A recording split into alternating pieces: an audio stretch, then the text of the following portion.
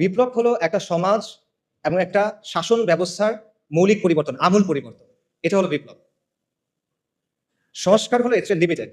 সংস্কারের ক্ষেত্রে একটা বিরাজমান কাঠামো থাকে, বিদ্যমান কাঠামো থাকে, সেটার মধ্যে কিছু পরিবর্তন হয়, কিছু মেরামতি হয়, কিছু পুনর্গঠন হয়। এটা হলো সংস্কার। আর ক্ষমতার পালাবদল, এটা আপনারা সবাই বোঝেন, একজন গেল আরেকজন আসবে, দ্যাটস ইট।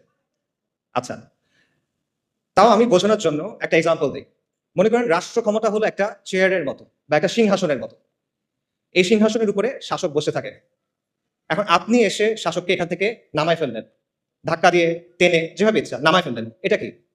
এটা হলো সরকার পতন। আপনি তারপর চেয়ারে বসে গেলেন, এটা কি? ক্ষমতা দখল। চেয়ারে বসার পর আপনি চেয়ারটা রেনোভেট করলেন, নতুন করে বার্নিশ করলেন, নতুন করে রং করলেন, কোনো জায়গায় ছিঁড়ে গেছিল সেলাই করলেন, কোনো জায়গায় ঘুণ পোকা ছিল আপনি ওটা চেঞ্জ করলেন। এটা হলো সংস্কার। কিন্তু বিপ্লব কি? বিপ্লব হলো আপনি চেয়ারটা ডিসম্যান্টেল করবেন, আপনি ওটা ভাঙবেন, নতুন করে তৈরি করবেন, এবং নতুন চেয়ারটা আগেরটার মতো হবে না, ডিফারেন্ট হবে। এবং প্রবলেম ওটা চেয়ার নাও হতে পারে, ওটা একটা টুল হতে পারে, দিবান হতে পারে। এটা হলো বিপ্লব।